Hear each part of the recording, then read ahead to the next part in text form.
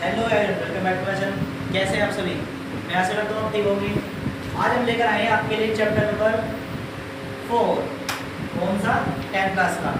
आइए चलते हैं। चैप्टर का नाम है the diary of Anne Frank. ठीक है, इनके बारे में जानते हैं। और आपको पता है हमारे शल पढ़ाने का कैसा है, टोटल समरी और एक्सप्रेशन। जो ये एनी फ्रैंक है, ये एनी फ्रैंक की सच्ची कहानी है और इनका जन्म 1929 में 1929 के अंदर हुआ था और इनकी डेथ हुई थी 1945 के अंदर मार्च या मई में। अगर मैं आपको बताना चाहूँ तो जर्मन के जूइश फैमिली से ये बिलोंग करती थी, जूइश फैमिली की थी ये। और नाइसिस और जूइश फैमिली के साथ लड़ाई हो रही थी, लड़ाई चल रही थी सेकेंड वर्ल्ड वॉर के अंदर। आपने पढ़ा भी होगा हिस्ट्री के चैप्टर में, हिटलर वाले जो सेकेंड वर्ल्ड वॉर चल रहा था उस समय नाइसिस का कब्जा हुआ था जर्मन पर।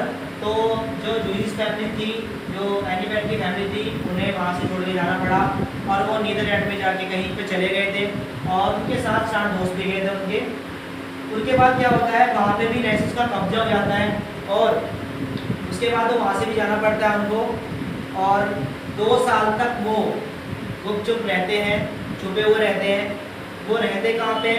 जो उनके फादर होते हैं, फादर का एक जो ऑफिस होता है उसमें छुपे हुए रहते हैं। लेकिन उनकी फैमिली को, एनी फ्रैंक की फैमिली को पकड़ लिया जाता है और उन्हें मार दिया जाता है।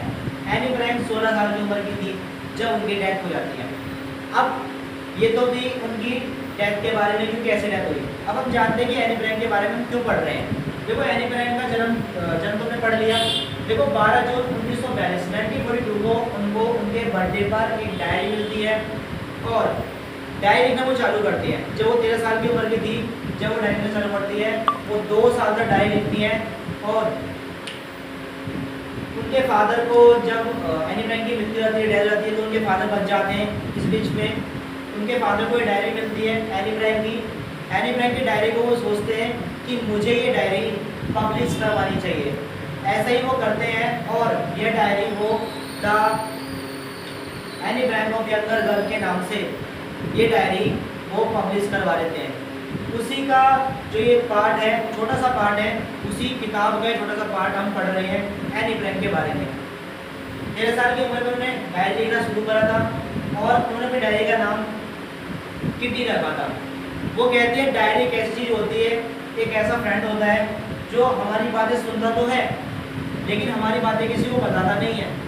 वो एक ऐसा ट्रू फ्रेंड होता है जो हमारे लाइफ में कभी कभी होता भी नहीं है। वो कहती है मेरी लाइफ में बहुत सारे फ्रेंड हैं, मेरी फैमिली भी है, लेकिन वो फ्रेंड नहीं है जो ट्रू होता है, जो सच्चा होता है, जिसको मैं अपनी बात कह सकती हूँ और मुझसे कोई अगेन भी नहीं करेगा, ना मुझको कुछ कहेगा भी नहीं। ठीक है बेटा, आगे चलते ही बताती है कि मेरी बहन भी है जिसका नाम मार्गोन है। वो कहते हैं कि मेरी बहन मार्गोन मुझसे 3 साल बड़ी है, यानी 1926 में उनका जन्म हुआ है मार्गोन का। वो कहती है हमारे जो मेरे फादर है वो हाईलैंड चले जाते हैं, फिर हमें भी हाईलैंड जाना पड़ता है। उसके बाद वो कहते हैं कि हाईलैंड जाने के बाद फिर हम दोबारा जर्मन में आते हैं तो फिर हमें वहाँ से जाना पड़ता है क्योंकि जूजिस फैमिली पर अत्याचार होता है, नाइसिस होगा तो उन्हें वहाँ से भागना पड़ता है, जाना पड़ता है। वो कहती हैं जब मैं स्कूल पढ़ा करती थी, मैं जब 13 साल की उम्र की थी, तो मेरी जो टीचर थी उनसे मेरा अटैचमेंट बहुत अच्छा था। ऐसा इसलिए है क्योंकि ऐसे मैं इसलिए कह रही हूँ क्योंकि जब फेयरवेल हुआ था हमारा तो मैं बहुत ज़्यादा रोई थी क्योंकि मुझे बहुत मायूसी छाई हुई थी। वो कहती कि एक बार क्लास में क्या हुआ, हम सारे बच्चे सोच रहे थे कि हम जब पास हो जाए, रिजल्ट आने वाला था हमारा, कि हम सोच रहे थे कि हम पास होंगे या नहीं होंगे। तो वो बहुत ज़्यादा खुश होती है उस समय कि वो जो पास हो जाती हैं। एक बार और थोड़ा सा एक टॉपिक बताती हैं। वो कहती है कि उनके एक लेक्चर टीचर होते हैं जिसका नाम क्या होता है, मिस्टर केसिंग होता है, और वो टीचर बहुत ज़्यादा खड़ूस होते हैं। वो ऐसा खड़ूस क्यों कहती हैं, उसका कारण ये है कि वो कहती हैं कि जब वो पढ़ाते थे तो मैं उनके लेक्चर में हमेशा बात करती थी अपने फ्रेंड से और वो हमेशा मुझे पनिश किया करते थे, मेरा मजाक बनाया करते थे क्लासेस में, मेरा मजाक ही बना करता था। लेकिन मैं हर बार उनकी बातों को सुनकर टाल दिया करती थी, मैं हर बार उनकी क्लास में बात किया करती थी। कभी कभी तो मुझे वो चैटर के ऊपर यानी कि बोली के ऊपर, ज़्यादा बोलने वाले के ऊपर टोपी भी दिया करते थे और मेरे को लिख कर भी लेकर आती थी, सुनाती थी भी और मेरा मजाक भी होता था। लेकिन मैं 2 से 3 दिन बाद फिर वही काम होते थे क्योंकि ये आदत मेरे को अपनी माँ से मिली हुई थी जो मैं छोड़ नहीं सकती थी। आगे ये कहती है कि जो मिस्टर केसिंग है उन्होंने एक बार एक ऐसा टॉपिक दिया डक के ऊपर, डक डक डक।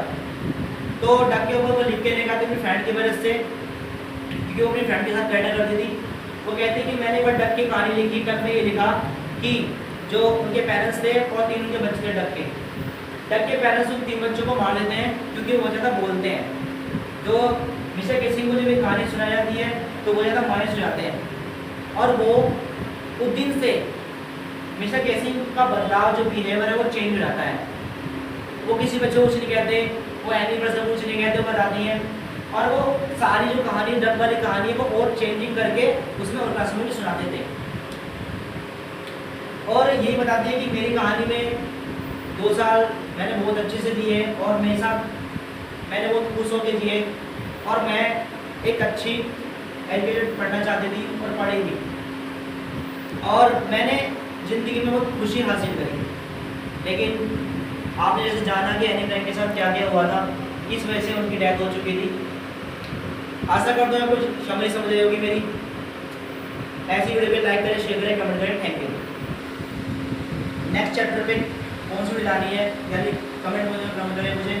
और उन वीडियो को उन बच्चों को ये वीडियो भेजें जिनको इंग्लिश समझ नहीं आती, जिनको समझ नहीं आती। और मुझे आशा है उनको ये समझ आएगी। इस चैनल को इतना सपोर्ट करें ताकि उस बच्चे तक पहुंच सके जो बच्चे समझ नहीं पाते। और मुझे कमेंट बॉक्स में कमेंट करें कि आपको और क्या टॉपिक चाहिए। Thank you.